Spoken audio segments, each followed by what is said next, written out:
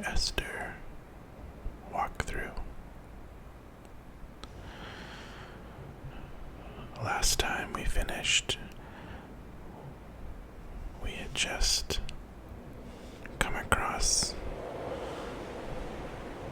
this weird fence as we started the chapter called The Buoy. I noticed after listening to my last Let's Play that I seem to drift in and out of whisper and soft spoken, so I'm not really sure if any of you find that to be annoying. You'll have to let me know.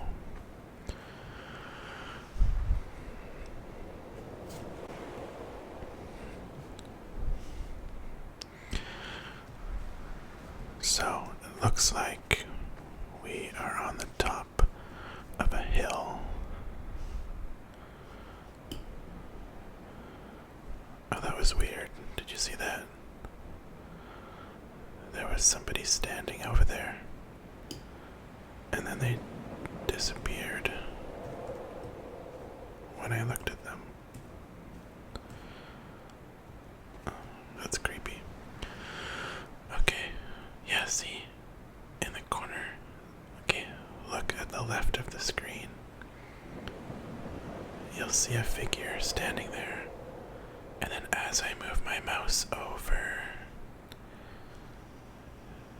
they start to disappear. So I'll try and position. Okay, so basically you see this fence post right here. I'm gonna line it up so that it's right underneath the figure. So, oops. So if you look at the top of the fence post and follow it up to the top of the rocks, as I turn away, you'll start to see a figure come into view.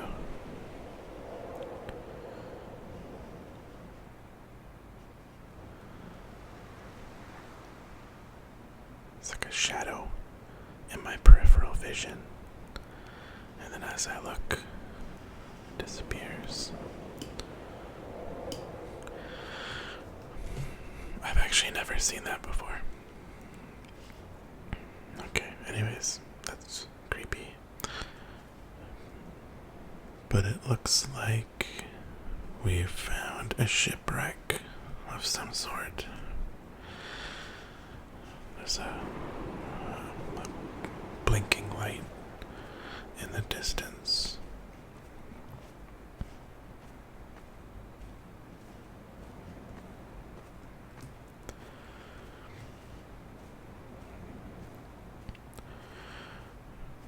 I'm gonna make my way over to this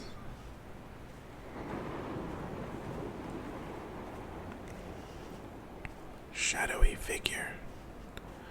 All night the boy has kept me lucid. I sat when I was at the very edge of despair, when I thought I would never unlock the secret of the island. I sat at the edge and I watched the idiot boy blink through the night. He's mute and he is retarded, and he has no thought in his metal head but to blink each wave and each minute aside until the morning comes and renders him blind as well as deaf-mute. In many ways, we have much in common.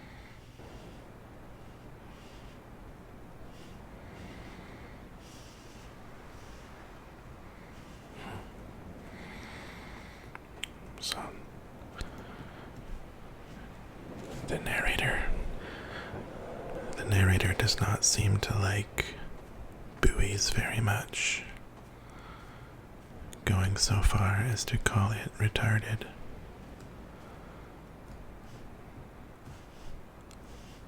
It's not very nice. Alright, let's go explore this ship. As you can see, we're quite a bit closer now to that tower.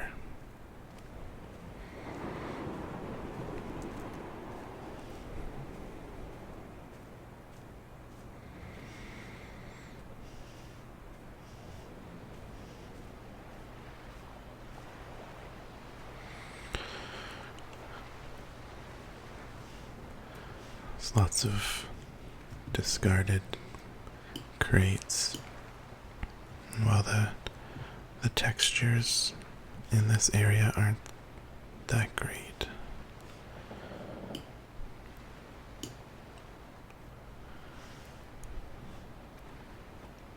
you can still get a sense that this boat must have crashed,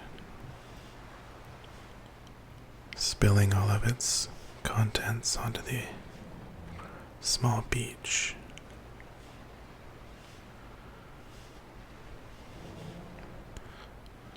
Doesn't appear to be any indication of whether there was any crew on board, and if anybody was killed in the crash.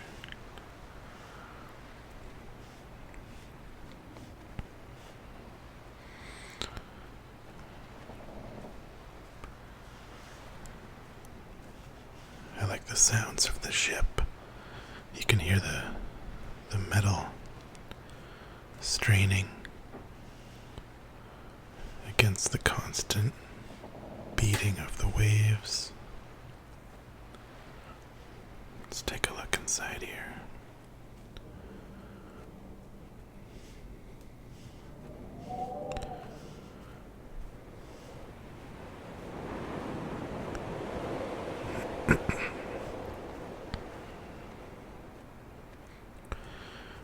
I apologize if I have to clear my throat. I drank a pop right before this.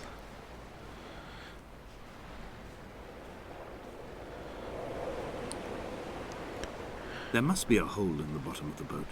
How else could new hermits have arrived?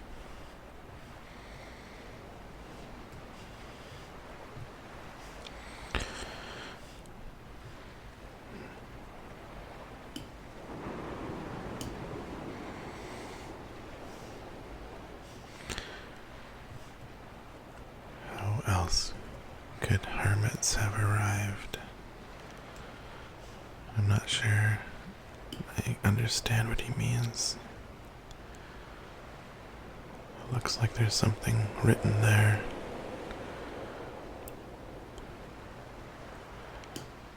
I can read the end of it. It says, did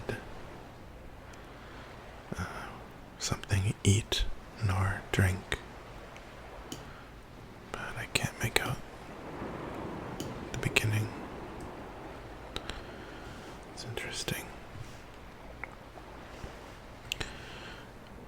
I just love all of the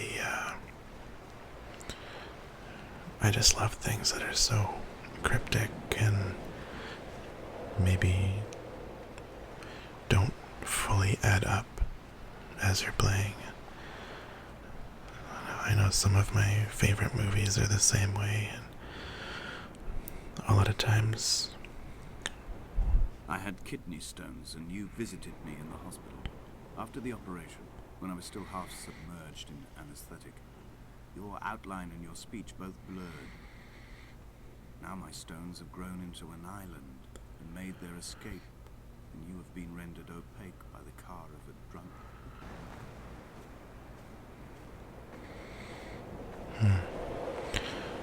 So even though the narrator just interrupted me, that did seem like an important piece of story. You seem to hint at there being some sort of a traffic accident involving What a... charnel house lies at the foot of this abyss? How many dead shepherds could fill this hole?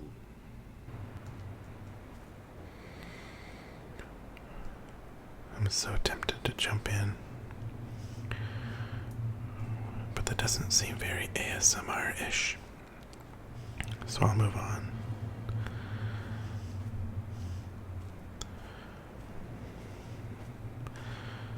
So this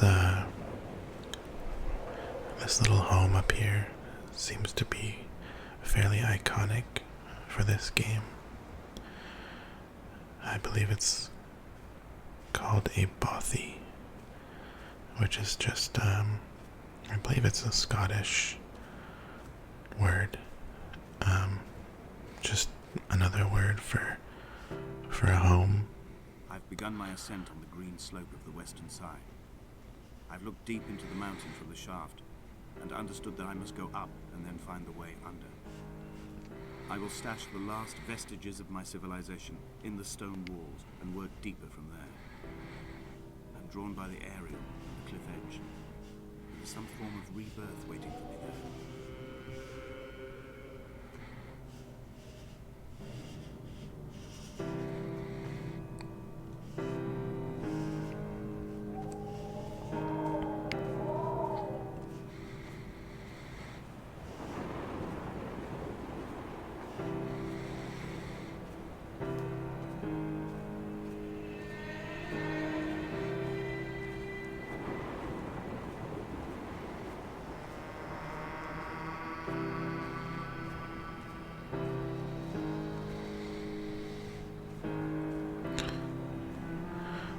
I really like this music too.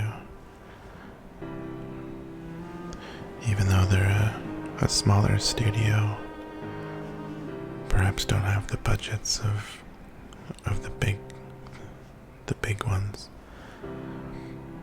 I still think they did a great job creating tone and atmosphere. The bothy was constructed originally in the early 1700s. By then, shepherding had formalized into a career. The first habitual shepherd was a man called Jacobsen, from a lineage of migratory Scandinavians. He was not considered a man of breeding by the mainlanders. He came here every summer whilst building the bothy, hoping eventually that becoming a man of property would secure him a wife and a lineage. Donnelly records that it did not work. He caught some disease from his malcontented goats and died 2 years after completing it. There's no one to carve white lines into the cliff for him, either.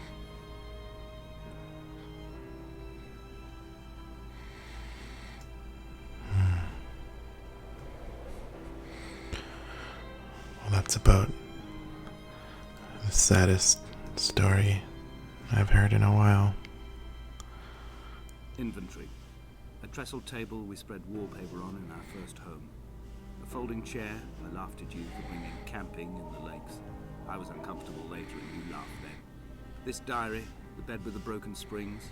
Once asleep you have to remember not to dream.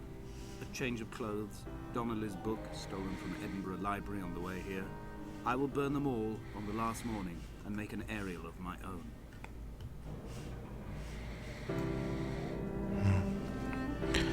So, he actually mentioned Edinburgh, Scotland, which holds a special place, or it is a special place for me. It's such a beautiful city. It's closest I've ever felt to feeling like you're in a bit of a magical place.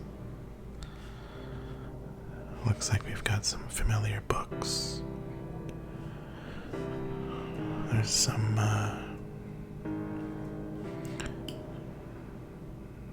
it looks like what do you call them? A sonogram.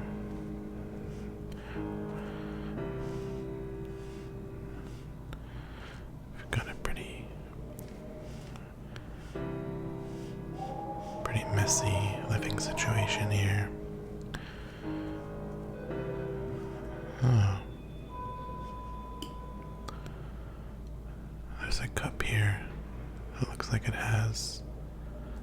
these same symbols that we saw in the lighthouse.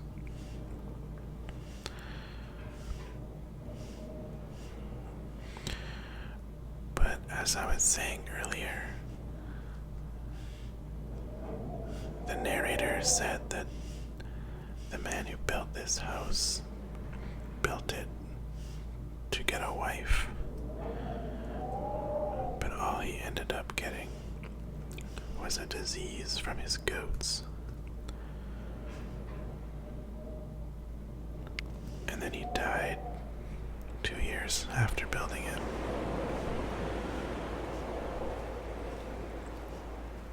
That's a bit of a bummer.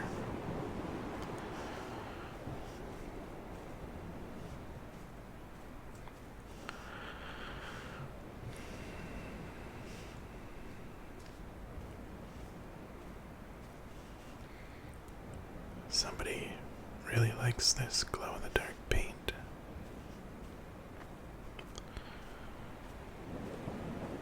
Okay.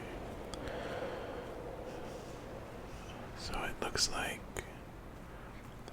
I can go down that slope, but I just want to go and check this other house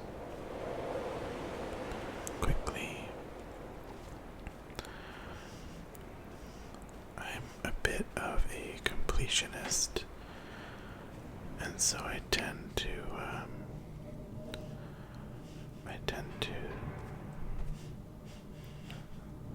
try and make an effort to see as much of a game as I can. So you can see there's some more of this paint. It actually becomes harder to see when my light's on it.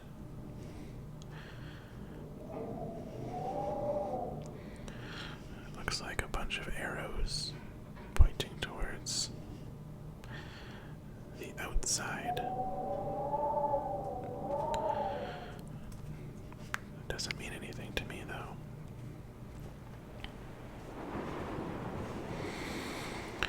If anybody's watching who has an idea of what these symbols mean, I would love to know. I've looked on a few forums, but I didn't want to spoil too much of the game for myself. So we've got a nice long path with what looks like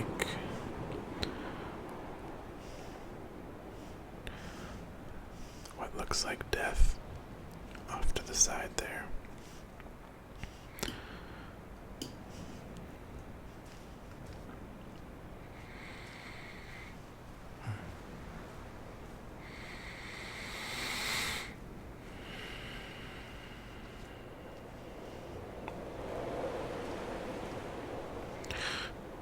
Under different circumstances, I think this would be a really nice walk.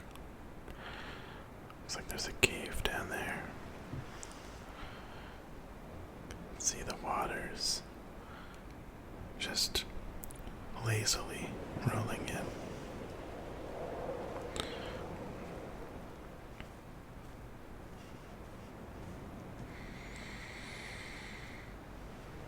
In a footnote, the editor comments that at this point Donnelly was going insane as syphilis tore through his system like a drunk driver. He's not to be trusted. Many of his claims are unsubstantiated, and although he does paint a colourful picture, much of what he says may have been derived directly from his fever. But I've been here, and I know, as Donnelly did, that this place is always half imagined. Even the rocks and caves will shimmer and blur with the right eyes.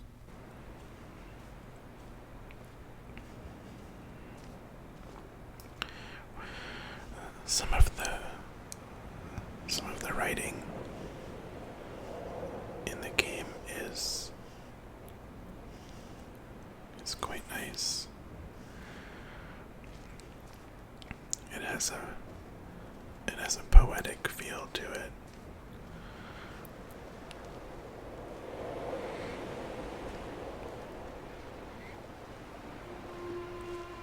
They found Jakobsen in early spring. The thaw had only just come. Even though he'd been dead nearly 7 months, his body had been frozen right down to the nerves and had not even begun to decompose. His fingernails were raw and bitten to the quick. They found the phosphorescent moss that grows in the caves deep under the nails. Whatever he'd been doing under the island when his strength began to fail is lost.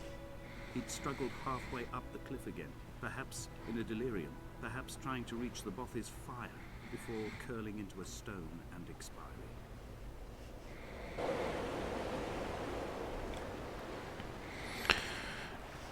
It almost seems like there are multiple stories being told through the one voice. I mean, you've got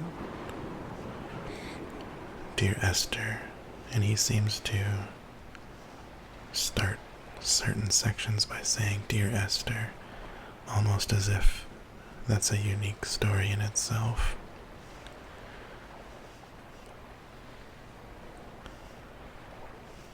And then you've got stories of people on this island that almost seem to be in a different time period. People dying of syphilis on an island, and drunk drivers killing people in traffic accidents. Something about those two images don't seem to go together.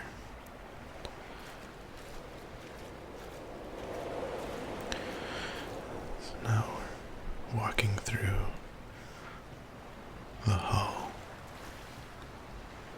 of a ship that has obviously seen better days. Just looks like a rib cage now.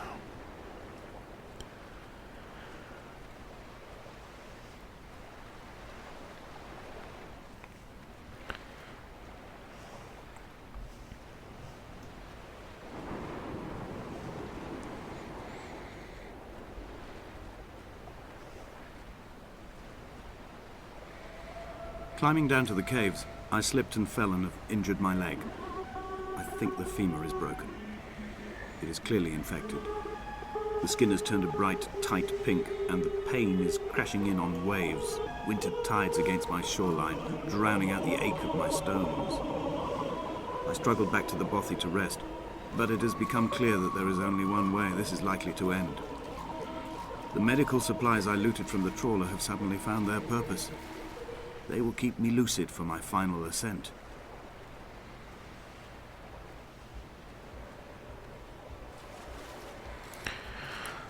So that last entry makes it sound fairly obvious that you are not playing as the narrator,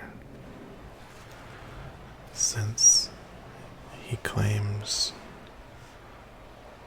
that he fell and broke his leg. I suppose he could have also still been reading somebody else's account, but I felt like that one sounded a little more personal.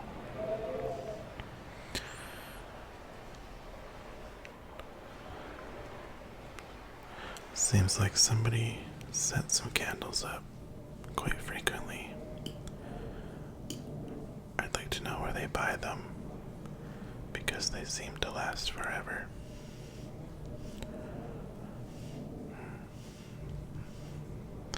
Alright. Well,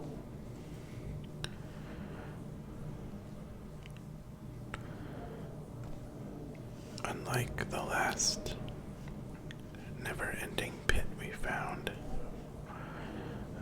this one doesn't seem to have any alternate paths around it.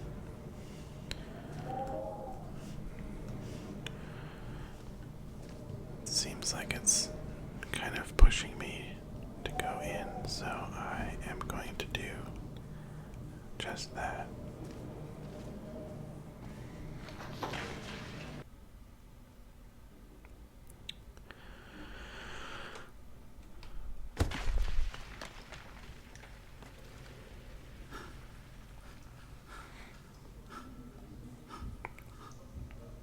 Donnelly's addiction is my one true constant. Even though I wake in false dawns and find the landscape changing, flowing in constantly through my tears, I know his reaching is always upon me.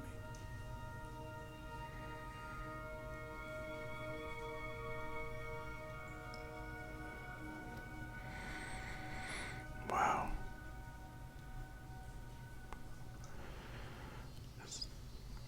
Look at that shot. The framing is just so beautiful. You've got this, I'm assuming, the luminescent paint lighting the cave up. You can see it shimmering off the water and off the walls.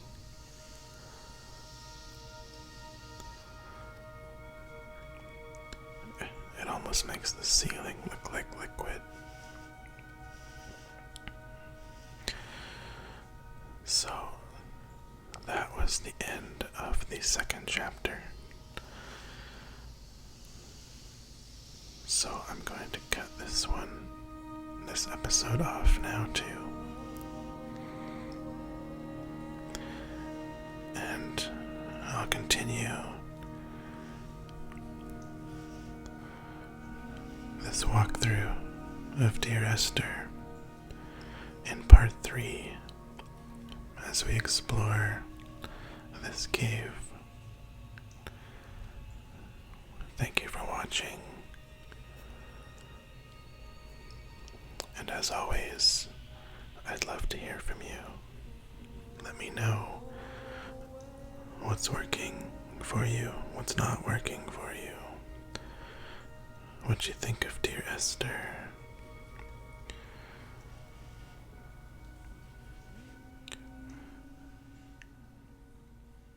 And we'll see you again soon.